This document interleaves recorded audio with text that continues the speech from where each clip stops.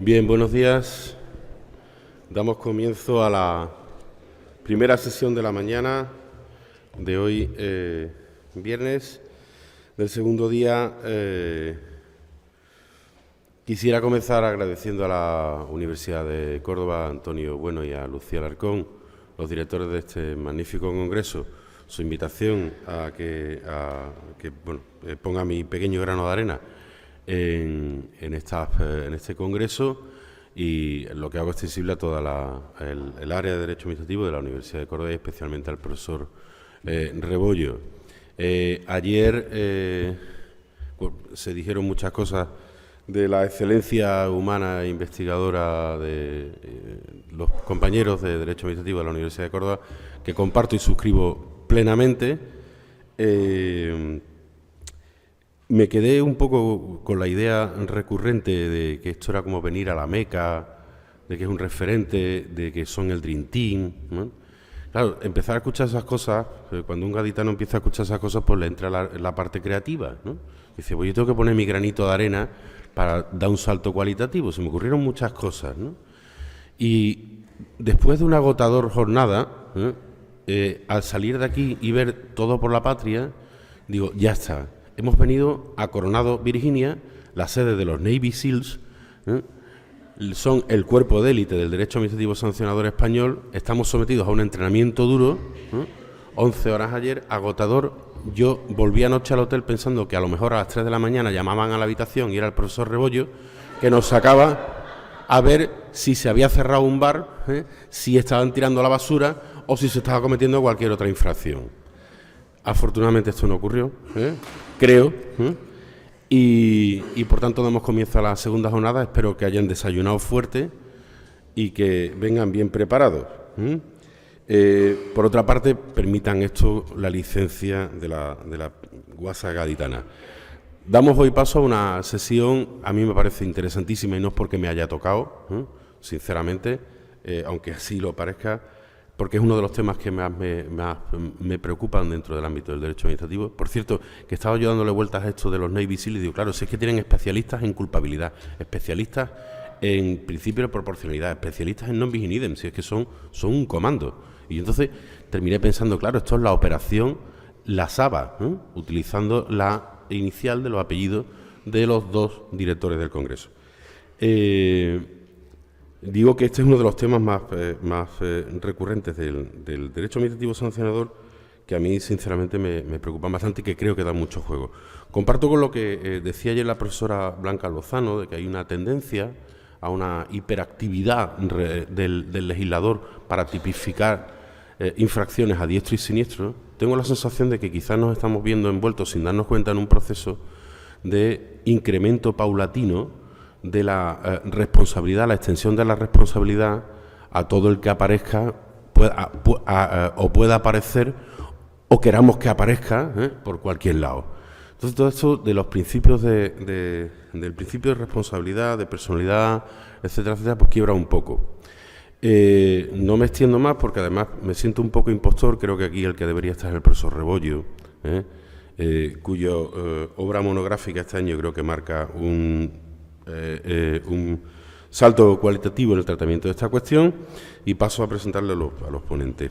Bien, la profesora Mónica Álvarez Fernández, profesora de la Universidad de Oviedo, cuenta con una obra variada en el ámbito de la disciplina. Tengo además la suerte de presidir una sesión que ejemplifica perfectamente lo que la profesora Alarcón decía el primer día, sí, los seniors, los juniors y la parte comparada. La profesora Mónica Álvarez Fernández tiene una trayectoria dilatada que todos conocemos, pero está aquí especialmente por un trabajo estupendo, que es un capítulo de libro en un libro colectivo de Alejandro Huergo sobre la responsabilidad administrativa de los menores de edad. Por lo cual tiene la palabra y le recuerdo que tengo aquí las tarjetas deportivas. Sí, lo tengo en cuenta. Buenos días a todos. Quiero empezar agradeciendo, por supuesto, a los organizadores del... ¿Se oye, no? a los organizadores del Congreso, al Comité Científico, a los directores, a la profesora Lucía Alarcón, al profesor Antonio Bueno, y lo hago extensivo a todos los profesores de esta Universidad de Córdoba, los profesores de Derecho Administrativo. Les agradezco que me hayan invitado y poder estar aquí compartiendo estas sesiones con este insigne profesorado, pero también agradezco la invitación porque me ha permitido volver sobre un tema en el que ya trabajé hace un tiempo y volver a revisar aquellas conclusiones, aquellos planteamientos a la luz de los avances, de la evolución de la legislación, de la jurisprudencia y de la doctrina. He de decir que ni la legislación ni la jurisprudencia me han ofrecido elementos de juicio nuevos y si lo han hecho, sobre todo la legislación, no en el mejor sentido. En cambio, la doctrina, los trabajos que se han publicado en estos últimos años, hace ya 7, 8 desde que trabajé en este tema, sí que me han ayudado a reflexionar porque han sido todos excelentes trabajos en esta materia. Decía que no hay demasiados elementos, la jurisprudencia no los ofrece, no son muchos los recursos que se plantean frente a sanciones impuestas a los menores de edad, quizá porque las sanciones tradicionales no eran de excesiva cuantía, luego me referiré a alguna excepción, y porque quedó atrás una jurisprudencia que se ocupó de depurar determinadas ordenanzas municipales, sobre todo de convivencia ciudadana, que anulaban preceptos que tipificaban infracciones y sanciones respecto a los menores de edad y sus padres en contra de los principios del derecho administrativo sancionador. Aún hoy hay bastantes ordenanzas en ese mismo sentido que tienen los mismos vicios que aquellas que quedaron anuladas, pero que siguen aplicándose. Y por lo que se refiere a la legislación, ya en aquel trabajo puse de manifiesto la necesidad de hacer alguna referencia a la minoría de edad en el derecho administrativo sancionador. No se ha producido ninguna mejora en este sentido. De manera general, pero en un ámbito territorialmente limitado, en el País Vasco, la reciente ley del 2023 sobre ejercicio de la potestad sancionadora, que sustituye a la anterior del 98, en la misma línea, hace sí referencia a los menores de edad, y además profundiza en esa referencia a los menores de edad, estableciendo la necesidad de que los menores de edad ocupen una posición superior, que se proteja esa posición superior que ocupan y que todas las decisiones que adopten los poderes públicos respecto a los menores de edad, incluidas las sanciones, tengan un marcado carácter educativo, en la línea de las normas jurídicas y de los documentos internacionales de protección de los menores de edad.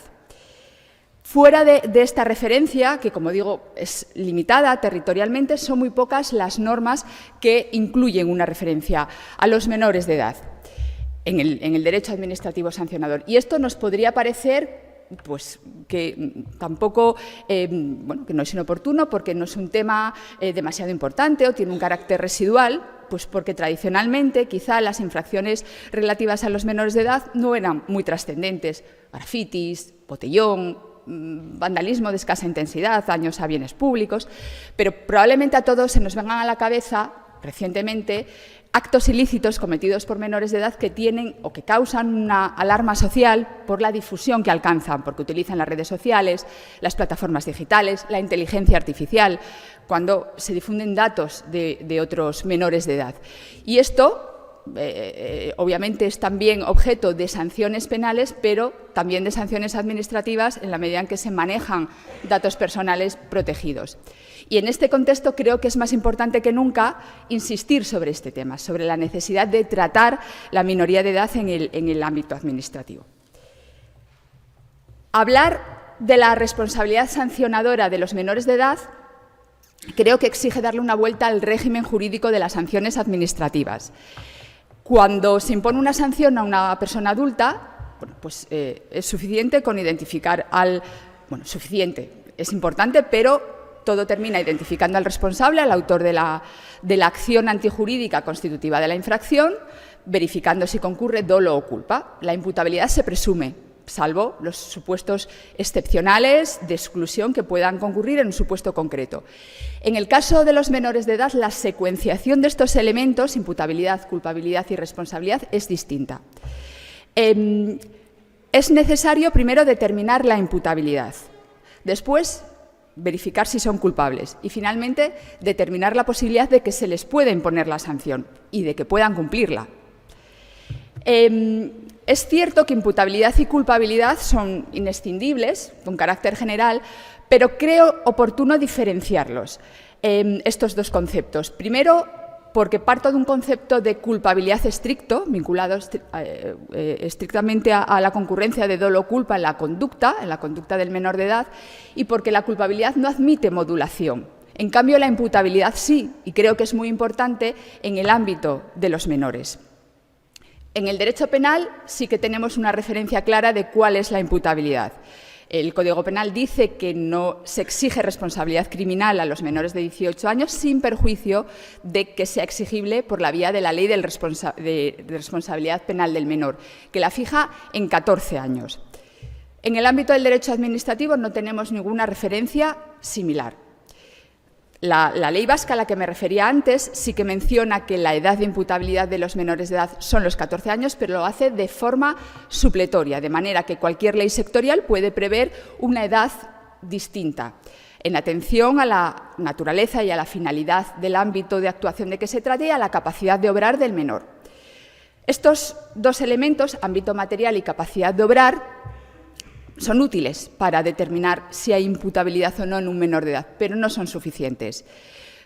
Por supuesto, partimos de que en todos aquellos ámbitos materiales en los que se excluye capacidad de obrar al menor, quedaría excluida también la capacidad de imputabilidad de estos. Pero la inversa tampoco es del todo cierta, porque existen ámbitos en los que se reconoce capacidad de obrar del menor, pero eso no lleva aparejada necesariamente siempre la capacidad de imputabilidad, cualquiera que sea la edad, la madurez, el desarrollo intelectual del menor. Es necesario, por lo tanto, determinar si podemos establecer un determinado criterio, porque a falta de una regulación precisa, en cada caso habrá que determinar esos elementos. Por supuesto, hay muchas normas que ni siquiera mencionan al menor de edad, ni para atribuirles capacidad de obrar ni a ningún otro efecto. Por lo tanto, ahí tampoco podemos deducir de la capacidad de obrar una capacidad de imputabilidad. No hay una correlación exacta, no hay una equivalencia exacta entre capacidad de obrar y capacidad de imputabilidad. Como digo, eso nos lleva a que en cada caso haya que valorar unos elementos. Pero esto genera inseguridad jurídica. Genera inseguridad jurídica para la propia Administración que ejerce la potestad sancionadora, y me refiero aquí a un elemento que, aunque no se refiere estrictamente a la potestad sancionadora, es muy elocuente. Una ley, la Ley Orgánica 8/2021, que es la Ley de Protección Integral de la Infancia y de la Adolescencia frente a la violencia, ha incluido un artículo, el 52, que se refiere a la protección de datos, y en este artículo se regulan aspectos sancionadores de los menores de edad. Y además dice que los menores de edad tienen reconocida capacidad de obrar para presentar denuncias ante la Agencia Española de Protección de Datos en esta materia sin asistencia alguna. Y acto seguido, dice el artículo, será el funcionario que reciba la denuncia quien deba estimar la madurez del menor. Por lo tanto, dejamos en manos de un funcionario el valorar si tiene capacidad de presentar o no una denuncia. No podemos hacer lo mismo respecto a la responsabilidad del menor de edad. Decía, esto genera inseguridad jurídica desde la perspectiva de la Administración, pero creo que también desde la perspectiva del menor de edad, que al no tener una edad de referencia puede perder la perspectiva del cumplimiento de la norma, diluyendo, disminuyendo esa obligación que deriva de las normas. Por lo tanto, es importante fijar una edad, creo que no solo con carácter supletorio, sino con carácter general, sin perjuicio de que pueda excepcionarse. El problema es cuál es la edad que fijamos. No hay consenso. En la doctrina no la hay, la legislación tampoco es unánime. Parece lógico que, por coherencia, si la responsabilidad penal es exigible para los menores de edad a los 14 años, sea esa también la edad en la que puedan ser responsables administrativamente. Esta es la edad que algunas normas relevantes recogen también. La Ley Orgánica de Seguridad Ciudadana, la ley vasca que mencionaba, Acabo de mencionar también la Ley Orgánica 8/2021 en materia de protección de datos, se establece también los 14 años. Como digo, este es un criterio que va tomando fuerza, pero no es el único. Pero es que ni siquiera en los países de nuestro entorno, con un contexto socioeconómico similar para los menores de edad, existe un consenso y hay una gran divergencia. Creo que por eso es importante establecer una edad para proporcionar seguridad jurídica en materia sancionadora. Vista la imputabilidad, pasaríamos a verificar la culpabilidad, es decir, si concurre dolo o culpa. Los elementos que permiten determinar la imputabilidad se proyectan también sobre la culpabilidad, obviamente, la madurez, el desarrollo intelectual, la capacidad de discernimiento, las circunstancias, el ámbito material deben ser tenidas en cuenta, evidentemente. Pero la culpabilidad añade un plus, digamos, que es la necesidad de que el menor observe un grado o un nivel de diligencia mínimo, que es el que en cada caso exige la norma para excluir la antijuridicidad de una determinada acción. Es decir, supone añadir a su voluntad de realizar una determinada conducta y de entender en qué consiste esa conducta, añade la necesidad de que esa conducta o de comprender que esa conducta puede ser o no contraria a unas normas jurídicas. ¿De acuerdo? Por lo tanto, supone ese añadido. Y llegados a este punto, una vez que hemos delimitado la imputabilidad y la culpabilidad del menor, la consecuencia es que si éste es inimputable o no culpable, no podría ser responsable de una sanción, y en cambio, si es imputable y culpable, podría sancionársele. Y sin embargo, no siempre es así. Y el ordenamiento jurídico nos ofrece abundantes evidencias de un traslado de la responsabilidad a los padres, con distinto alcance. Voy a referirme a 3 supuestos y me voy a referir exclusivamente a normas en las que se hace mención de los menores de edad. No es un análisis general, sino centrado en la referencia a la minoría de edad. El primer supuesto se refiere a aquellos casos en los que la responsabilidad por una infracción cometida por un menor de edad imputable y culpable, se traslada íntegramente a los padres. Se sustituye la responsabilidad del menor por la responsabilidad de los padres.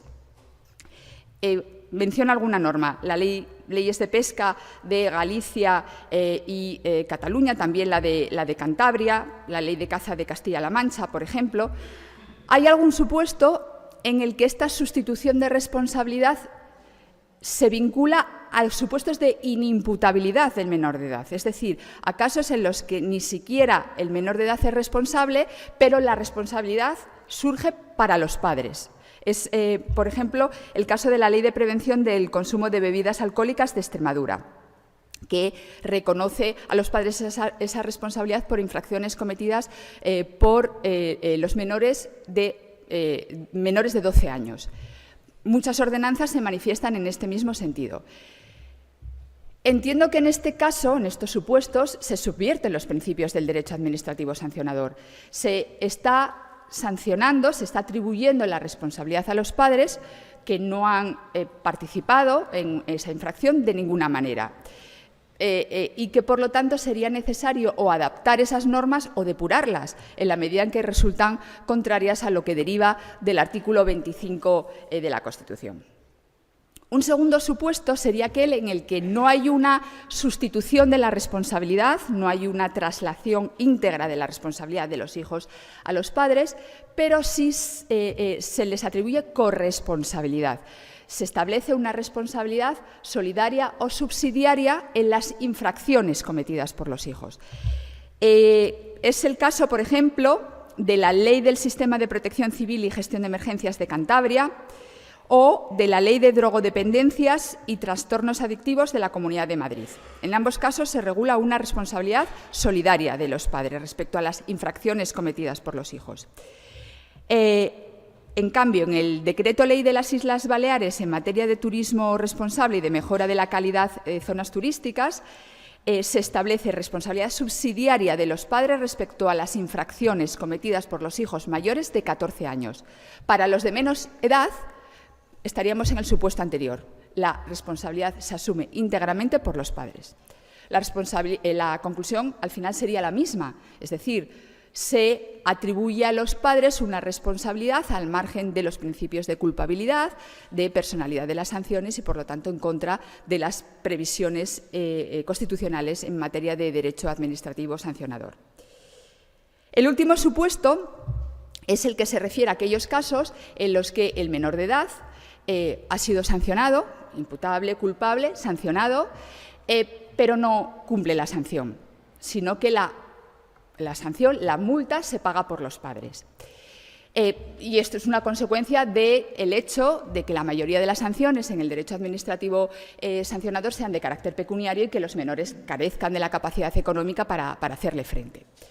Es un supuesto que tiene cobertura legal actualmente en el artículo 28.4, en la parte final, que prevé que el garante pagará las multas de quienes a él se le vinculen o de él dependan. Por lo tanto, los padres están obligados a pagar las multas de los hijos.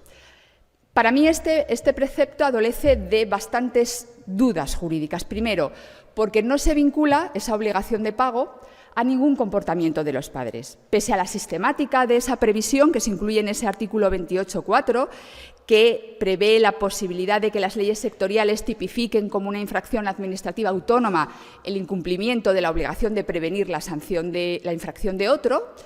Esa última parte no vincula la obligación de pago al incumplimiento de ninguna obligación, se establece, sin más. Tampoco dice qué tipo de justificación determina esa obligación de pago. Serán las leyes sectoriales las que lo determinen, en unos casos responsabilidad solidaria y en otros casos subsidiaria. Pongo algún ejemplo.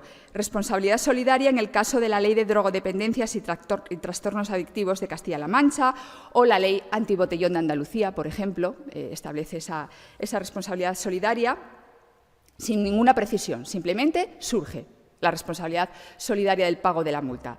En otros casos sí que se vincula al incumplimiento de la obligación de prevenir la infracción. Es el caso, por ejemplo, de la Ley de Tráfico, la Ley Orgánica 8/2021 en materia de protección de datos que señalaba antes. En otros casos la responsabilidad es subsidiaria, también a veces de plano, por ejemplo, la Ley de Bibliotecas de Andalucía, y otras veces también vinculada a la omisión de la obligación de prevenir la infracción, como es el caso de la Ley de Prevención de Bebidas Alcohólicas en la Infancia de Extremadura. Incluso una ley reciente de la Ley Foral de Gestión Piscícola de Navarra del 2023 impone esa obligación de pago de la multa sin ninguna previsión adicional respecto a qué tipo de responsabilidad estarían asumiendo los padres. Vale, yo entiendo, bueno, en este caso la conclusión es siempre que los padres pagan la multa, es decir, son responsables, indirectamente pero responsables de la sanción que se impone al menor y por ende también de la infracción que ha cometido. Y por lo tanto se estarían también olvidando los principios del derecho administrativo sancionador. Puedo admitir que una cosa es la sanción y otra cosa es su ejecución, el pago de la multa, pero al final los padres están siendo materialmente sancionados. Deben soportar una sanción que no se les ha imputado formalmente. Un sector doctrinal muy destacado, el profesor Rebollo, entiende que en estos casos esta obligación de pago no tiene carácter sancionador, que es una obligación económica de derecho público exigible por la vía de otros procedimientos, al margen de los principios y garantías del derecho administrativo sancionador. En otros casos, es el caso del profesor Rodríguez Zembellín, lo que entiende es que debe rebajarse la exigibilidad del principio de personalidad y que sería admisible la responsabilidad objetiva del garante. Yo entiendo que se produce, en todo caso, una disociación entre autoría y responsabilidad punitiva que creo que no es admisible, como ha admitido el profesor Bacanto. Y que la solución en este caso debe pasar por la previsión de la minoría de edad en el derecho administrativo sancionador y por la previsión de sanciones adecuadas a la capacidad del menor. Obligaciones de interés comunitario, social, cursos formativos, informativos, programas de todo tipo. ¿De acuerdo? No creo que pueda justificarse nada de esto por la vía de la responsabilidad solidaria o subsidiaria que ha quedado superada ya con la Ley 40/2015, precisamente en ese artículo 28.4, que mencionaba antes, que tipifica como infracción autónoma la obligación de el incumplimiento de la obligación de prevenir la infracción de los hijos. Lo que ocurre es que en el ámbito del derecho, solo una precisión final, en el ámbito del derecho administrativo sancionador y en el caso de los menores, ninguna norma ha previsto esta tipificación.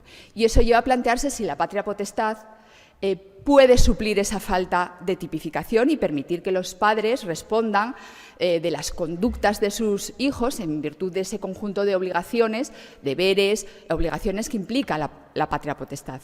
Entiendo que no. Ayer hablábamos de la taxatividad que debe utilizarse en las infracciones administrativas. La regulación de la patria potestad es muy amplia, muy genérica y entiendo que no es admisible para que pueda imponerse una sanción a los padres. Pero, y con esto ya termino, no es de esta misma opinión la Agencia Española de Protección de Datos. En una resolución bastante reciente del 2023 impuso una sanción al padre de un menor de edad de 13 años que había creado un perfil de Instagram que tenía contenidos sexuales explícitos utilizando la foto de perfil de otro menor de 13 años. Este mismo caso, la sanción era la ilicitud en la prestación del consentimiento para la utilización de esa imagen. En un supuesto similar, en el año 2019, la Agencia de Protección de Datos había estimado inimputable al menor.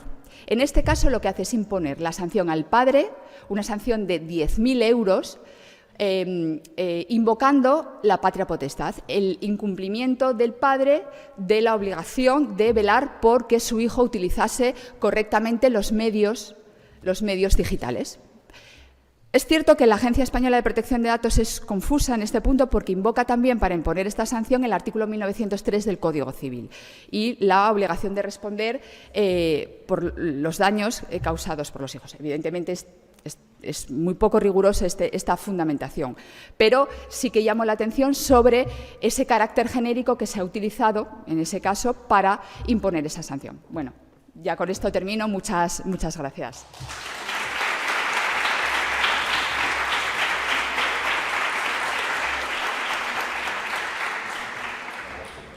Muchas gracias, profesor Álvarez. A continuación, Víctor Bacaoneto, profesor de la Universidad de Piura, en Perú, conocido por todos, y que entre su obra cuenta con bastantes trabajos en el ámbito del derecho administrativo sancionador. Nos va a hablar sobre la responsabilidad de los gerentes por las infracciones cometidas por personas jurídicas. Bueno, gracias. Voy a intentar ser breve, pero como bien dijeron ayer, en eso mentimos todos, así que si me sacan la tarjeta, vamos a ver, me la mereceré quizá. Así que sin ofensas.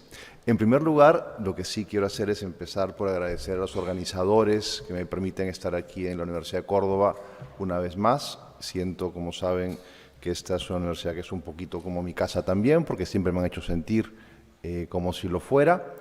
Espero que no como el cuñado que llega a la casa donde no lo invitan, ¿no? Pero bueno, por lo menos sí que me siento siempre bienvenido y agradezco que sean así. De todos modos, también debo indicar que este agradecimiento tiene un pero. ¿Por qué? Porque sentado aquí y además viendo quienes están en el auditorio, siento un poco el síndrome del impostor, ¿no? O sea, yo debería estar allí y escuchándolos en lugar de aquí intentando explicarles algo y contarles algo. De todos modos, espero que lo que vaya a decir resulte medianamente interesante para justificar mi presencia, aun cuando, desde ya lo advierto, seguramente para lo que yo voy a exponer resulte más interesante leer lo que el profesor Robollo ha explicado, algún trabajo del profesor Guillén, lo que Loreto va a decir por la tarde y además tiene ya publicado. Entiendo que se ha enterado de la publicación por terceras personas, esto siempre es divertido, pero de todas formas, pues espero, insisto, de alguna manera con estos minutos compensar la invitación. El tema de mi ponencia, como ya se mencionó, es la responsabilidad de los gerentes por las infracciones cometidas por las personas jurídicas. A diferencia de lo que dijo Antonio ayer, esta no es la charla más importante de la conferencia y además, como decía, seguramente lo que yo voy a contar lo han dicho otros mucho mejor. De todas formas, como punto de partida de mi intervención, debo decir que esta va a girar en torno a unas recientes resoluciones de la Autoridad de Protección al Consumidor, el INDECOPI, peruana, que se han dictado cambiando un criterio precedente. De todas formas, por lo menos es mi intención, estas resoluciones del INDECOPI, así como las referencias a derecho peruano, van a ser, o pretendo que sean más bien una excusa para a partir de eso llegar a temas más generales. Así que vamos a ver si consigo este objetivo y que no digan, para que estoy escuchando a este peruano hablar en España, más aún si por la diferencia horaria no habrá nadie conectado desde Perú. Entonces, quizá en la tarde hubiera tenido un poco más sentido que cite derecho peruano. Pero, insisto, mi intención es que esta referencia sea únicamente instrumental, porque de lo que voy a hablar trasciende el derecho peruano. Mi intervención, y espero después poder cerrar la publicación, también es un work in progress, como alguno decía el día de ayer, se refiere a los casos en que se pretende imponer una sanción a la persona jurídica y a sus representantes por una acción que estos últimos cometen y que a su vez se imputa a la primera. No voy a referirme a aquellos casos en los cuales hay una infracción específicamente de los representantes, que no sea una infracción de las personas jurídicas, que algunos casos pueden haber como estos. Por tanto, la pregunta es si es que resulta posible imponer una sanción a los representantes y a la persona jurídica por actos que estos realizan en su condición de representante de la persona jurídica y que se le atribuyen a la primera, a la persona jurídica, porque como ésta no tiene voluntad propia, siempre actúa a través de personas naturales. ¿Es posible? ¿Está justificado hacer algo de esto? ¿O simplemente es un intento de buscar responsables, de buscar a alguien que asuma la sanción o, como también se decía el día de ayer, buscar una mayor disuasión? ¿Seré más disuasivo si también castigo al representante? Porque de esa manera podrá un cuidado extremo en evitar que la persona jurídica cometa algún tipo de infracción. Antes de entrar más en materia, es también igualmente relevante dejar claro que vamos a hablar de aquellos supuestos en los cuales se imponen sanciones a representantes y a personas jurídicas, no de los supuestos, que también podrían existir, en que se imponen medidas desfavorables que no necesariamente sean sanciones. Es decir, se le puede imponer una sanción a uno de los sujetos y otro tipo de medidas al otro. Esto está fuera del ámbito de mi intervención. Y cuando escuchaba las ponencias del día de ayer, simplemente pensaba en que, claro, estamos ante sanciones administrativas. El hecho de que sean administrativas ya significa que tiene que aplicarse un mínimo de garantías propio de cualquier actuación de la administración. Pero ya que estamos ante sanciones, unas medidas que tienen una función aflictiva o represiva, no, el profesor Rebollo me está mirando mal, así que no voy a decir finalidad aflictiva para evitar cualquier juicio de reproche posterior. Si es que estamos ante unas medidas que tienen esta función represiva, deben darse o deben exigirse unas garantías adicionales. Es muy importante que no se tipifique como sanción algo que no lo es, pero yo creo que es incluso más importante que no dejemos de considerar como sanción algo que sí lo es, incluso cuando nos referimos a estas posibles medidas favorables que pueden imponerse a personas jurídicas y a sus representantes, porque en ese caso estamos dejando a alguien en una situación de indefensión. Les pongo un ejemplo también de derecho peruano, y nuevamente a modo de excusa, porque en el mundo de la contratación pública sucede algo muy peculiar en el caso peruano.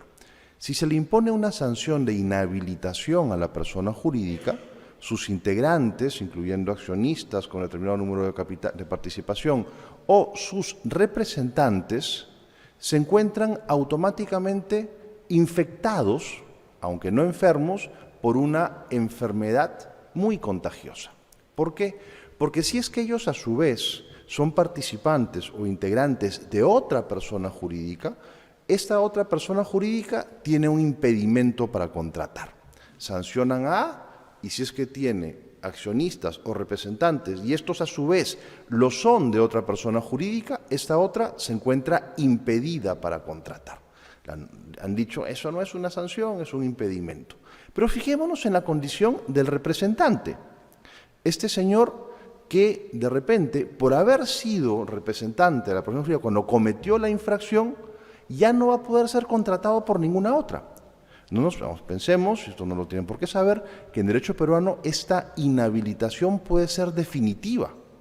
Es decir, se sanciona la persona jurídica y su representante queda contagiado de una enfermedad que va a transmitir a cualquier persona jurídica con la que lo contrate más adelante. ¿No es esto una sanción impuesta al representante? O sea, el representante que no va a poder ser contratado por ninguna persona jurídica en el sector por haber participado en la comisión de una infracción. Y claro, yo creo que sí.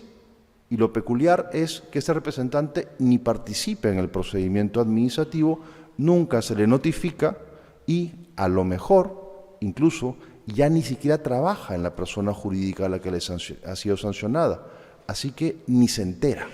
Entonces, si es que hablamos de sanciones, no solamente es importante saber cuándo sí estamos ante una sanción para evitar que se tipifique mal, que se diga que son sanciones aquellas que no las son, sino saber cuándo estamos ante sanciones para que se aplique el régimen sancionador cuando estemos ante medidas que yo creo tienen una finalidad represiva, así no sean únicamente multas. No sé si Miguel está por aquí, pero no creo que podamos decir que solamente las multas son las únicas sanciones impuestas por la administración. Pero más allá de que en este caso el trasladar al impedimento debe ser una sanción, ¿es esto correcto? ¿Es correcto que se pueda imponer un castigo también al representante legal por una conducta realizada por la persona jurídica de la cual ha sido titular, parte, representante, como querramos decirlo? Luego aterrizaré en cuál es la condición que debe reunir. Yo creo que adelantando un poco la conclusión a la que voy a llegar y sin perjuicio de que la habrán leído casi todos, creo que esto lo explicaba ya hace algún tiempo la profesora Blanca Lozano, el profesor Javier Guillén hizo mención ayer a esto también, el profesor Robollo lo tiene citado también en ese trabajo que han mencionado, que como otras veces el profesor Robollo tiene la habilidad de dejarme siempre sin temas. O sea, cada vez que quiero estudiar algo, publica algo mejor que lo que yo podría publicar y que seguramente me dice, ¿para qué voy a escribir nada? Pero bueno, el criterio o la conclusión un poco adelantada podría ser que no tiene demasiado sentido que se entienda que la conducta del representante se atribuye a la persona jurídica para sancionar a esta y luego, mágicamente, se vuelve autónoma para también sancionarlo a él. Estamos ante una única conducta que sirve para castigar a dos sujetos diferentes. Y efectivamente dicen, no hay afectación al non bis in idem porque son dos sujetos. Sí, pero es una sola conducta. O sea, la persona jurídica no ha actuado sino a través del representante a quien se castiga en su condición de representante y además se castiga a la persona jurídica cuya actuación fue la del representante. Pero bueno, adelantando un poco esta conclusión, vayamos a la excusa, es decir, vayamos a lo que ha sucedido en el derecho peruano para intentar explicar cuál es la posible gravedad de este tipo de actuaciones. En derecho peruano hay un artículo en el Código del Consumidor en el cual se dice que los administradores son excepcionalmente responsables, atendiendo a la gravedad y naturaleza de la infracción, y dice que se refiere a aquellas personas que ejerzan la dirección, administración o representación del proveedor. Citando el texto de la norma, dice que excepcionalmente y atendiendo a la gravedad y naturaleza de la infracción, las personas que ejerzan la dirección, administración o representación del proveedor son responsables solidarios, y esto también es algo sobre lo que espero poder hablar más adelante, en cuanto participen con dolo o culpa inexcusable en el planeamiento, realización o ejecución de la infracción administrativa. Y lo entretenido es que estos responsables, en tanto administradores, se les impone una multa de hasta 6.000 UITs aproximadamente. Independientemente de cuál sea la sanción impuesta a la persona jurídica, hay una sanción autónoma para los administradores, responsables solidarios junto con la persona jurídica. Existen otros casos en Perú donde se admite esta responsabilidad de los administradores o representantes legales o gerentes, dependiendo de la tipificación, junto con la persona jurídica. Es la ley de banca, es un supuesto, aquí también en España, la ley de conductas anticompetitivas también prevé supuestos como estos. ¿Qué es lo peculiar? ¿Por qué me llamó la atención esto que ha hecho el Indecopi en Consumidor y que justifica que esté hablando de esto hoy? Pues que en el Indecopi, y lo sé porque yo fui parte del Indecopi hasta hace algunos años, había un criterio donde este tipo de infracciones de los administradores eran francamente excepcionales. Tenía que haber habido una conducta muy relevante en la comisión de la infracción por parte del gerente o administrador para que se le pueda extender la responsabilidad. Eran casos de infracciones en el mundo inmobiliario en donde resultaba que la compañía era un cascarón y tenía como representante al dueño, que a su vez era el titular del inmueble, que a su vez era quien firmaba los contratos, y querías multar a la persona jurídica y no tenía un duro. Todos los tenía en su bolsillo el representante dueño accionista titular del inmueble. Que, bueno, eran supuestos muy peculiares, a tal punto que cuando alguna vez se hizo, ni siquiera era posible introducir la sanción solidaria en el sistema del Indecopi. No estaba previsto. O sea, sanción solidaria, ¿y eso cómo se hace?, preguntaban los informáticos. Sin embargo, en los últimos años ha habido un cambio fundamental en el criterio. Lo que era excepcional pasa a ser casi una regla. Hay algunas resoluciones, y voy a ahorrarles la cita al texto de la resolución que tiene 1,5 páginas, además porque me van a acordar antes de que termine, alguna resolución que, por ejemplo, imputa y atribuye responsabilidad al gerente general de una compañía debido a que se introdujeron cláusulas abusivas en el contrato. Y lo que dicen es, como es gerente general y el contrato es algo muy importante en la vida de la empresa, él tenía que saber. Está dentro de su esfera de control y es por tanto responsable si es que de alguna manera se introducen cláusulas abusivas en el contrato que suscribiera este proveedor con cualquier consumidor. Fíjense que este concepto de que está en la esfera de control es bastante general. Primero, antes de seguir adelante, fíjense que la norma de consumidor dice que se atribuye responsabilidad a quienes ejerzan la dirección, administración o representación. ¿Quiénes son? ¿Por qué? Porque tenemos que saber quiénes son estos órganos que ejercen dirección, administración o representación. Alcanza únicamente al gerente general, al consejo directivo, al órgano de dirección, al gerente financiero, al gerente legal. ¿Quiénes son aquellos que pueden ser sancionados en virtud de un criterio tan amplio? Le decía a Tomás en el desayuno, y lo aprovecharé para decir que tengo que meterme con él, siempre discutimos, yo siempre aprendo discutiendo con él, que ayer se decía que no se puede interpretar, si bien la interpretación analógica de las normas de sanciones está prohibida, la extensiva no, y lo citaban. En el caso peruano, la norma dice que están proscritas ambas, la analógica y la extensiva. Y claro, intentar una interpretación extensiva de quiénes son los órganos de dirección, yo creo que resultaría en el caso peruano contrario a la legislación. Tendríamos que acotar quiénes son estos órganos de dirección y, por ejemplo, dejar fuera al gerente financiero de la compañía o al gerente legal, y habría que ver quiénes son realmente esos órganos de dirección o administración. Además, para que se pueda sancionar a un sujeto, es necesario que éste haya cometido la infracción. O sea, en virtud del principio de personalidad no puede castigarse a alguien solo por quien es. Eres el gerente, ya, entonces te castigo. ¿A título de qué? Le decía Manuel Izquierdo, bueno, a título de colaborador, partícipe, coautor. No está claro, en el derecho administrativo no se contemplan estas distintas formas de imputación, salvo que alguna norma específicamente lo diga. La legislación general no lo hace, por el contrario, la norma general dice que se castiga al autor de la conducta infractora, a quien la hubiera realizado, y la realiza el autor, no el colaborador, no el partícipe. entonces estaríamos sancionando a este representante en su condición de autor o de coautor. Claro, la jurisprudencia española dice que no es coautor, pero si no se permite decir, si no se define como partícipe ni como colaborador, a santo de que lo sancionamos. Y fíjense que aquí hay una cosa rara, ¿no? Serían coautores de una única conducta.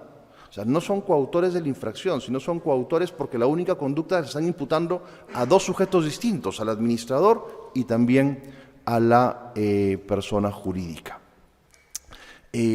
Además, bueno, esto en España se ha dicho que la intervención de este autor, coautor, partícipe no tiene por qué ser especialmente relevante, ¿no? Yo estoy en desacuerdo con este criterio, tiene que ser una intervención profundamente relevante la que justifique que algo excepcional ocurra, que se extienda la responsabilidad, insisto, incluso si lo admitiéramos, al representante y no nos quedemos únicamente en la persona jurídica. En el caso peruano, además, esto es peor todavía porque se han echado por la borda el principio de confianza, ¿no? El gerente general es sancionado porque él tenía que saber todo lo que pasa en la persona jurídica. El rector hace un rato decía que él hace lo que su gerenta legal le dice. En Perú lo sancionarían a él, porque él tendría que saber todo lo que el mundo del derecho exigiría para sus obligaciones o responsabilidad.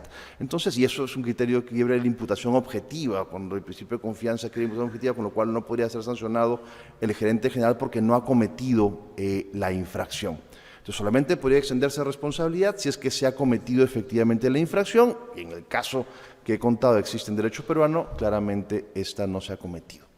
Además, ¿a título de qué? La profesora Lozano explica en algún trabajo hace algunos años ya que, claro, tendríamos que decir que responde por culpa invigilando, porque hay una violación de un deber objetivo de cuidado. Pues tipifiquémoslo así.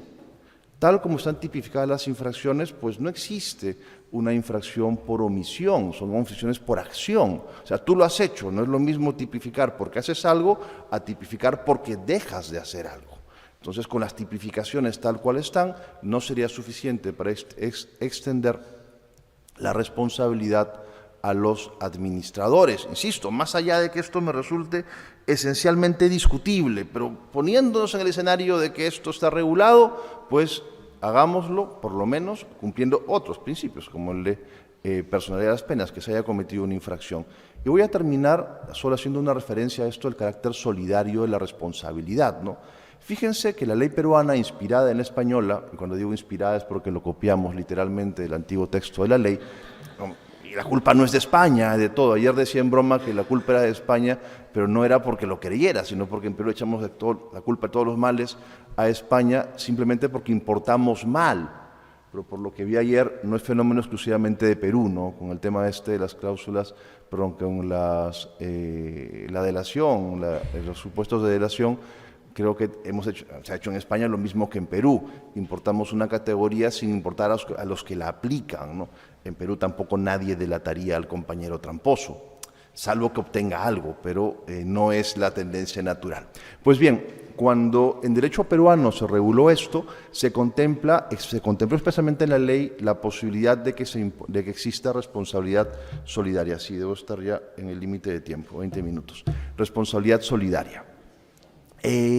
Pues bien, la responsabilidad solidaria implica que hayan cometido la infracción todos los sujetos que responden solidariamente. Y para eso tendríamos que tener claro que este administrador o gerente ha cometido también la infracción. El profesor Laguna, aquí presente, en un trabajo hace unos años, pues da unos principios generales para la responsabilidad solidaria. El profesor Rebollo dice lo mismo, solo que cito a José Carlos porque lo dice en media página. El profesor Manuel Rebollo lo dice en 2 páginas y media, que no podría en este momento intentar leer. En mi texto tenía lo que dice José Carlos, tampoco lo voy a leer, por supuesto, porque ya pasé el tiempo, así que hubiera podido citar al profesor Rebollo también, porque no voy a leer ni a uno ni a otro. Pues bien, tiene que haber cometido la infracción ambos sujetos. Pero aquí lo peculiar, y con eso termino, que sucede en derecho peruano, es que estamos ante una responsabilidad solidaria, y ahí el profesor Rebollo decía en su último trabajo que no debía ser tanto solidaridad en la infracción, sino en la sanción, ¿no? Que no es que sea una infracción solidaria o conjunta de la cual respondan ambos, sino que más bien solidariamente se responde por la sanción, Pues en esta norma peruana sucede una cosa muy peculiar, ¿no? La infracción es lo que es conjunta, pero la sanción es diferenciada, porque no significa que el gerente general va a pagar el monto íntegro de la sanción a la persona jurídica, sino que él tiene su sanción por una conducta que realiza conjuntamente con la persona jurídica, que en el fondo no es conjuntamente ni nada, es solo una conducta que estamos imputándola a dos sujetos diferentes. Con esto sí concluyo, pues espero que la tortura a la que os he sometido en estos 22 minutos con 7 segundos haya sido soportable, que después no me apliquen alguna medida punitiva, como por ejemplo hacerme venir a Córdoba en el mes de agosto. Eso sí, claramente sería un castigo desproporcionado, y me quedo aquí. Espero que por lo menos con esto pues lean a Javier, a Manuel, a Loreto, que lo habrán dicho y lo dirán mucho mejor. Gracias.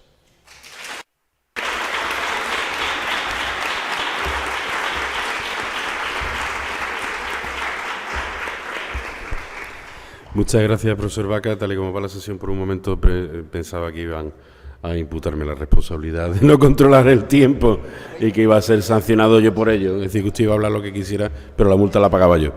Bien, a continuación, en último lugar, el profesor Diego Rodríguez Zembellín, es profesor de la Universidad de Oviedo, es uno de los jóvenes valores del derecho administrativo, uno de los yogurines. Él sabe que tengo especial devoción por él. Yogurín es un término muy asturiano para referirse. Bueno, él hace 1 año y 2 semanas defendía su tesis doctoral en la Universidad de Oviedo, un magnífico trabajo que ya está publicado en la editorial Yustel. Me decía ayer que tenía un poco el vértigo del debut. Para debutar en las ventas se ha traído aparte del tribunal, porque el tribunal estaba el tribunal que presidía, si mal no recuerdo, el profesor Baño, ¿no? Sí. Y estaba el profesor Rebollo, la profesora Álvarez. Bueno, se siente más confortable. Bien, él nos viene a hablar de su libro, sobre... Además se lo ha traído físicamente, libro que recomiendo compren, sobre potestad sancionadora y grupo de empresas. Bueno, muchas gracias, profesor Rozados, por la presentación y por esos comentarios. Yo la verdad que iba a iniciar mi ponencia, bueno, pues siguiendo un poco este dicho inglés de cuando estés en Roma, haz lo que veas que hagan los romanos. Entonces digo, bueno, pues hago así un chiste, un chascarrillo, como suele hacer la Escuela de Córdoba, pero mi compañero Gustavo Díaz, al que le hubiera gustado estar aquí, me dijo, yo eso lo hice una vez y nadie se rió. Entonces, yo por prudencia y por seguir a mi escuela, voy a pasar directamente a los agradecimientos. Agradecimiento, desde luego, a la profesora Lucía Alarcón y al profesor Antonio Bueno por haberme invitado a este congreso, pues bueno, magnífico, la verdad. Y he de reconocer que es la primera vez que alguien me invita a un congreso en calidad de ponente. Y bueno, pues debutar aquí en la Universidad de Córdoba, en este congreso, en esta meca del derecho administrativo, no quiero dejarlo en sancionador solo, y hacerlo en el marco de las actividades de un grupo de investigación del que tanto aprendo, pues para mí de verdad que es un orgullo y sobre todo pues el agradecimiento es infinito. Como ya se apuntaba, mi ponencia trata sobre la potestad sancionadora y los grupos de empresas, que es el título de mi tesis y de mi monografía, dirigida por el profesor Alejandro Huergo Lora. Lo que intenté en esta tesis, en esta monografía, fue la construcción de un sistema general, una teoría general sobre el ejercicio de la potestad sancionadora ante sociedades que forman parte de un grupo de empresas que es una unidad económica, un conglomerado económico, pero que no tiene personalidad jurídica como tal. Y de ahí, por ejemplo, algunas de las dificultades, ¿no? Y lo hago aparte o lo realizo con 3 ejes, ¿no? El primer eje es, bueno, pues la determinación del sujeto responsable de una infracción cuando esa infracción se comete por alguna sociedad dentro de ese grupo de empresas. El segundo eje es, pues, algunas reglas, algunos principios para determinar el cálculo de las multas, de las sanciones, incluso su ejecución, pues bueno, para adaptar esa multa a la realidad económica subyacente de cada sociedad, no de ese grupo de empresas. Y el tercer eje, sobre el que ya adelanto que no me voy a poder detener por las limitaciones de tiempo, es el tema de la sucesión de empresas en el ejercicio de la potestad sancionadora. Solo decir que yo estoy absolutamente convencido de que las personas jurídicas, no las personas físicas, tienen que responder en condición de sucesoras jurídicas en estos supuestos de escisión, transformación y tal, y así lo he defendido ya en 2 ocasiones, ¿no? Bueno, y todo esto lo hago a partir, digamos, de una premisa, que es pues constatar que el ordenamiento jurídico tiene que tomarse algo más en serio estos grupos de empresas, no buscar ahí alguna solución escondida en leyes sectoriales, y con un hilo conductor, que es esta idea sobre la que no me voy a detener porque tengo aquí justo delante a la profesora Lucía Alarcón y a la mesa que va después del café, que es que para mí algunos de los principios, en este caso el principio de la responsabilidad personal, cuando se trata de personas jurídicas, ahí pues yo creo que hay que limitarlo, hay que definir claramente su contenido, pero en ningún caso la extensión puede ser lo mismo que para las personas físicas. Sé que es una teoría que algunos pues me pueden discutir, pero yo lo entiendo así lo he defendido. Ya en relación con la autoría de las infracciones, ese primer eje, en estas estructuras jerarquizadas a veces sucede que la infracción administrativa, digamos, se alumbra, aflora en el ejercicio de una actividad económica de la sociedad filial, pero esa infracción muchas veces viene impuesta por la matriz la tolera conscientemente porque en el fondo le beneficia, y al final se han tratado de dar algunas soluciones para, bueno, pues de alguna forma imputar a la matriz, castigar también a la matriz. Mi propuesta es que en una futura ley de la potestad sancionadora o incluso ya en las disposiciones que tenemos en la Ley 40/2015, en la Ley de Régimen Jurídico del Sector Público, que se incorpore la autoría mediata entre personas jurídicas. Autoría mediata entre personas jurídicas, explicada por el profesor Gómez Tomillo, que consiste simplemente en aquellos supuestos en los que el dominio del hecho esté en la matriz, en los que la matriz incida en ese comportamiento de la filial, que la filial sea una especie de herramienta, pues bueno, que el autor mediato sea la matriz y se castigue también a la matriz. Ya veremos si también a la filial, de forma solidaria, bueno, eso es otra cosa, ¿no?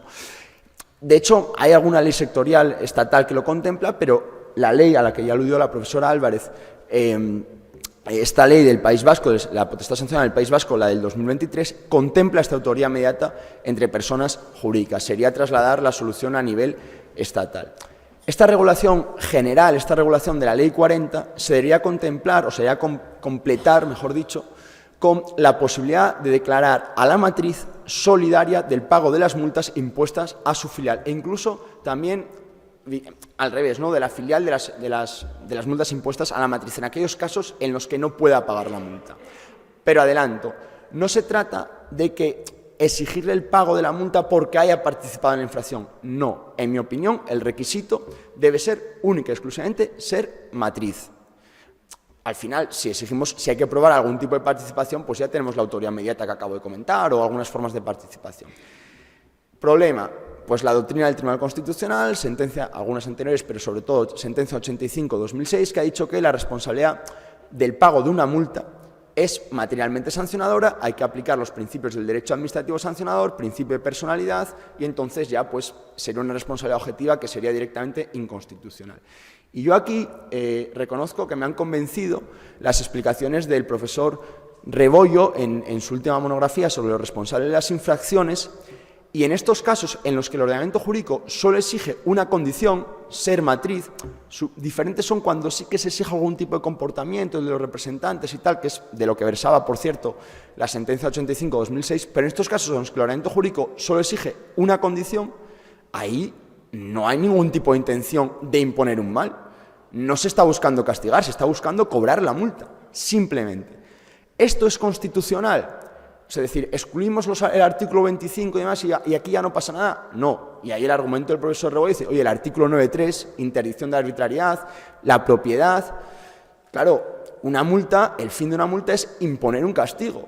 Entonces, si se lo exigimos a quien no ha cometido la infracción, eso es arbitrario. Y dice el profesor Rebollo, hombre, podría haber alguna excepción que superaría el juicio de arbitrariedad, de racionalidad, supuestos en los que una sensación general de impunidad, en los que sí que haya un interés público. Y yo creo que en el ámbito de las matrices filiales, en los que tampoco importa tanto en el fondo quién pague la multa, es un conglomerado y al final afecta a los socios últimos, pues yo ahí sí creo que es razonable. Yo sí ahí creo que es razonable y entonces para mí sería constitucional. Bueno, dicho esto es una regulación general, el ordenamiento jurídico también tiene, digamos, los sectores de intervención en los que interviene el derecho administrativo sancionador pues son muy diferentes, pueden tener exigencias particulares y también hay que contemplar soluciones particulares que se aparten de la regla general. Una opción podría ser, pues, esta idea que ya nos da el artículo 28.4 de la Ley de Régimen Jurídico del Sector Público, hacer a la matriz responsable de las responsable por no evitar las infracciones de su filial. Yo le reconozco que yo no he encontrado ningún precepto en el ordenamiento jurídico que contemple este tipo de responsabilidad, pero un poco en el derecho comparado, algunos ejemplos, algo así un poco parecido, se puede encontrar una ley alemana sobre la diligencia debida, que además ha dado origen a una directiva ya aprobada, que se tiene que transponer en nuestro ordenamiento jurídico y que por ahí podemos ver, no es exactamente lo mismo, pero es un deber de la matriz sobre lo que realizan sus filiales, ¿no? Entonces, por ahí sí que se podría abrir este camino. Y si de soluciones sectoriales se trata, desde luego que tenemos que hablar del concepto de empresa en el derecho sancionador de la competencia.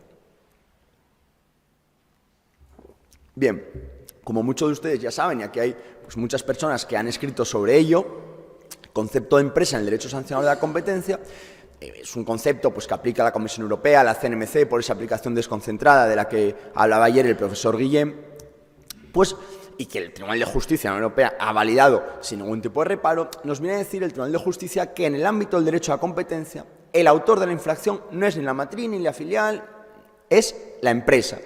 Es decir, la unidad económica, el conglomerado, el grupo que forman matriz y filial.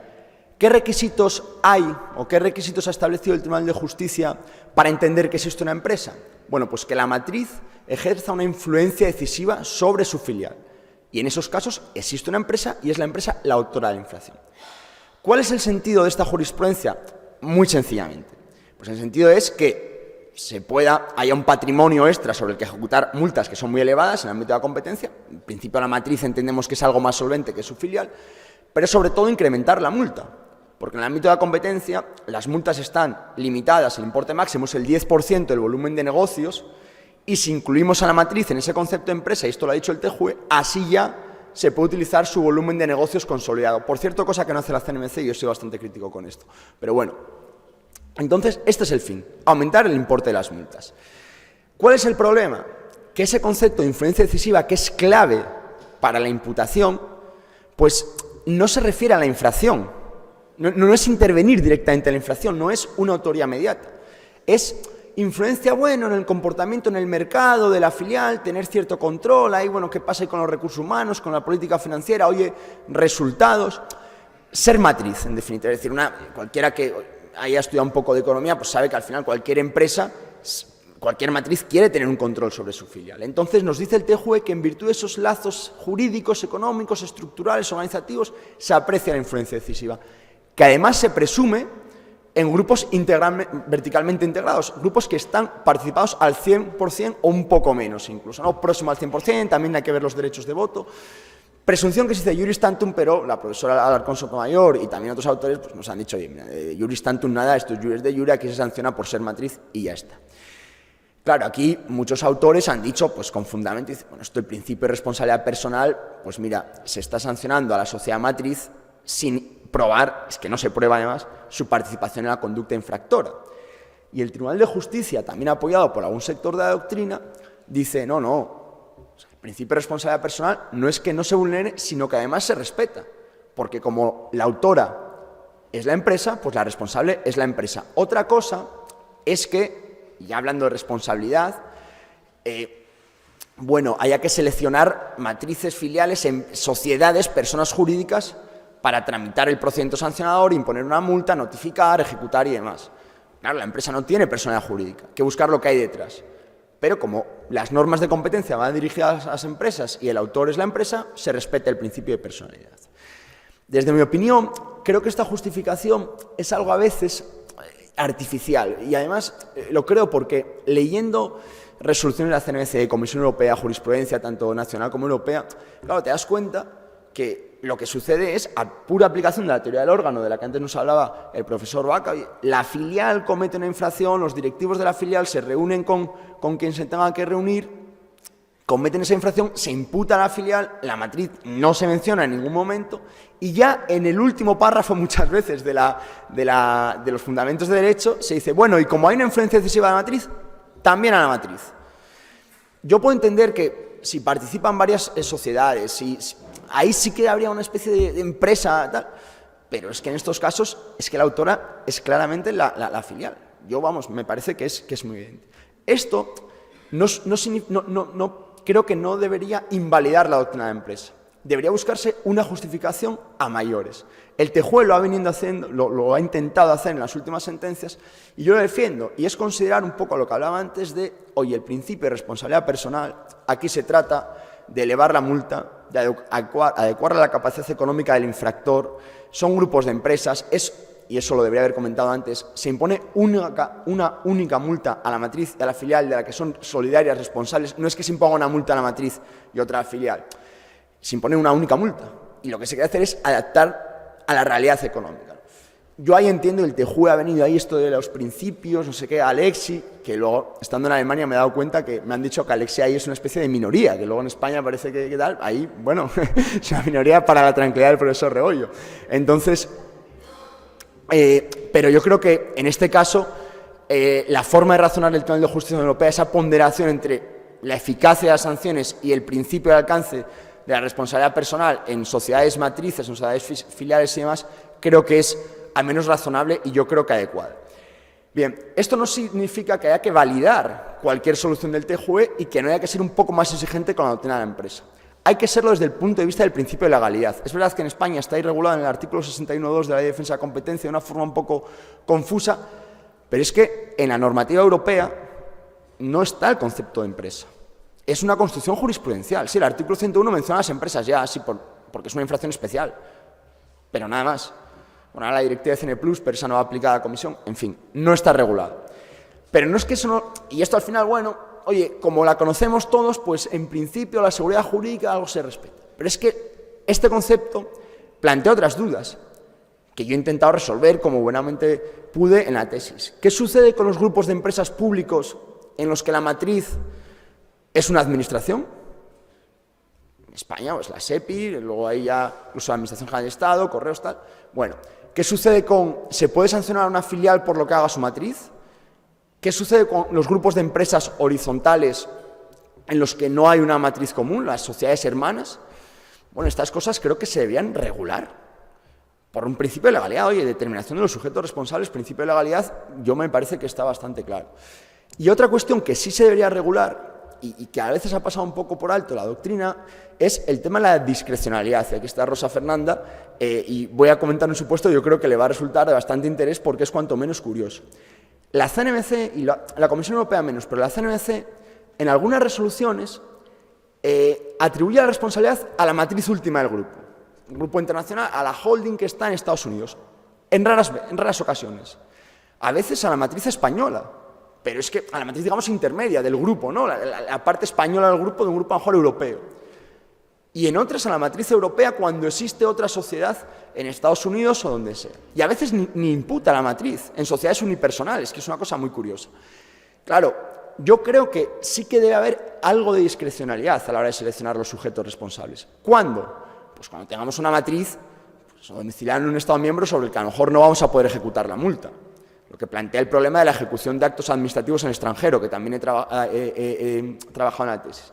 En esos casos yo admito cierta discrecionalidad. No tiene sentido imponer una multa a una sociedad en un país extranjero que si tenemos que acudir a ella, pues no vamos a poder cobrar o notificarle incluso la resolución. No tiene sentido. Y ahí sí que se admite la discrecionalidad. Lo que no es de recibo es que la CNMC en algún caso pues tenga esta diversidad de criterios, además, insisto, en resoluciones muy recientes, no es que vaya por épocas, y además no lo argumente. Y esto, desde el punto de vista del control judicial, es una cuestión muy importante, porque imaginémonos un competidor o un consumidor, o incluso una empresa, un socio que haya comprado una filial intermedia, una matriz intermedia que haya sido sancionada y quiere recurrir la multa de la CNMC para que imputen la sanción a la otra matriz, lo tiene que hacer a ciegas, porque la CNMC no argumenta por qué ha sancionado a matriz y no a otra. Nos plantearíamos en el tema de la aportación de nuevos argumentos en el contencioso, tema estudiado ya por el profesor Alejandro Huergo, la indefensión, en fin, no voy a entrar ahí, pero es un tema desde el punto de vista del contencioso muy complejo. Entonces, yo ahí creo que el legislador tiene que hacer un esfuerzo para reconocer mínimamente esa discrecionalidad. Es que el Tribunal de Justicia de la Unión Europea ha llegado a decir, esto es muy curioso, cuando además tiene jurisdicción plena para el control de las sanciones, que la Comisión Europea, si quiere, no tiene que sancionar a la matriz. Esto a mí me parece que no es un correcto entendimiento de la discrecionalidad y el control de discrecionalidad, que tiene discrecionalidad para sancionar la matriz. Yo la verdad es que ahí no estoy, en esos términos tan rotundos, en nada de acuerdo. Ya para cerrar mi intervención, hablando de esa segunda pata de la tesis o de la monografía, el cálculo de las sanciones, bueno, esto también plantea varias cuestiones que apuntaré por si surge interés en el debate o lo que sea, y es buscar reglas que adecúen el importe de la multa, generalmente también se puede hablar de otras sanciones, pero sobre todo el importe de la multa, a la realidad económica del grupo cuando sancionamos a una empresa, a una sociedad que está dentro de un grupo de empresas. Por ejemplo, como ha sugerido el profesor Manuel Izquierdo, que se tengan en cuenta, a efectos de reincidencia, las infracciones, las sanciones, mejor dicho, que ha cometido filiales del mismo grupo cuando se imponga una sanción a otra sociedad de ese grupo, sobre todo cuando, pues, por ejemplo, ponía el ejemplo del Carrefour y el Corte Inglés, que era muy evidente, ¿no?, en áreas de intervención similares, ¿no?, el consumo y demás. Por ejemplo, también, cuando las leyes, que lo hacen pocas veces y deberían hacerlo más, tengan como criterio para graduar el importe de la multa la capacidad económica del infractor, bueno, pues que tengamos en cuenta que a lo mejor esa sociedad forma parte de un grupo de empresas más amplio y que su capacidad económica es mayor o incluso menor, que sea una filial muy solvente de un grupo de empresas en pérdidas. Eso a veces también puede suceder y sucede. Entonces, bueno, que se tenga en cuenta. Por ejemplo, la industria, si no recuerdo mal, lo hace. Por esto digo, bueno, hay una solución por ahí escondida que a lo mejor hay que darle, pues, mayor difusión. Con el tema del volumen de negocios, de nuevo el profesor Manuel Izquierdo ha apuntado algunos de sus problemas. Yo apunto varios, pero aquí quiero señalar dos. En primer lugar, claro, cuando ayer hablábamos del riesgo de la indeterminación de multas de 0 a 100 millones, pues imaginémonos cuando dicen hasta el 4%, como dice el Reglamento Europeo de Protección de Datos, del volumen de negocios. Invito a que alguien haga el cálculo de lo que es el volumen de negocios del Mercadona, por ejemplo, que a lo mejor es de 0 a 1.000 millones de euros el importe de la multa. Esto, desde el punto de vista del principio de determinación de las sanciones, es muy complejo y muy dudoso. Y sobre todo que recientemente se puede apreciar cómo muchas leyes, muchas directivas, que nos ponen directivas, dicen que cuando se sanciona una filial, que se calcule el volumen de negocios del grupo, es decir, a partir del volumen de negocios del grupo, para evitar transferencias de activos, para evitar, pues bueno, que se falsee el importe de negocios, que la sanción sea adecuada a la realidad económica. Yo ahí lo que digo, que es lo que ha sucedido, por cierto, en el Reglamento Europeo de Protección de Datos, con alguna polémica, que tampoco me puedo detener, que se traslade el concepto de empresa. Si lo que queremos es sancionar de alguna forma la matriz o tener en cuenta su capacidad económica, llévese o trasládese ese concepto de empresa del derecho de la competencia. Y ya para terminar, una última idea. Sucede muchas veces, muchas veces, tampoco muchas veces, pero hay casos en los que en grupos de empresas multinacionales el inicio de un procedimiento sancionador en un país abre procedimientos sancionadores o incluso de inspección en cadena. Eso plantea problemas de non bis in idem, porque a veces esa sanción que impone un determinado Estado miembro, pues ya abarca el resto, digamos, o todos los efectos que ha provocado esa sanción. O se calcula la sanción en función del volumen de ventas mundiales, ¿no? Entonces, tiene una dimensión extraterritorial. Y hay una jurisprudencia muy interesante del Tribunal de Justicia Europea, sobre todo a raíz de varios casos, confirmada a raíz de una cuestión prejudicial de un tribunal italiano por una multa que se impuso en Alemania a Volkswagen y luego quiso imponer una, por el Dieselgate, una autoridad italiana, creo que la defensa de la competencia. Y entonces ahí, pues bueno, se plantean problemas de non bis in idem, ¿de acuerdo? Y ahí hay una jurisprudencia, unos criterios, tampoco me puedo detener en ellos. Hablaríamos incluso de una sanción administrativa, ya veo la tarjeta amarilla, como un acto administrativo transfronterizo, que produce efectos en un Estado miembro y le impide el ejercicio de su potestad sancionadora. Ahí tengo que recordar y mencionar a mi compañero, el profesor Javier García Luengo, que ha estudiado los actos administrativos transnacionales en ese artículo en la RAP de forma pues tan espléndida, ¿no?, como nos acostumbra. Y ya para concluir, estos son solo algunas ideas de un tema, insisto, que creo que tiene mucho más desarrollo.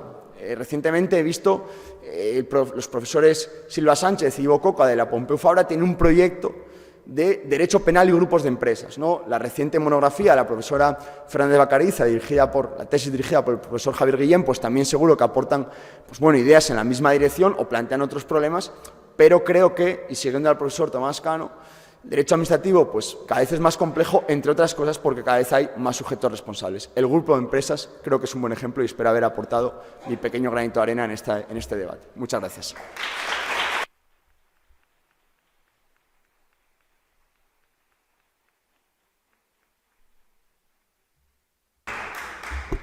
Me indica el director del Congreso que no hay debate. Alguien me tiene que pagar los 15 minutos que me han quitado en la mesa. Así que damos paso a la siguiente ponencia.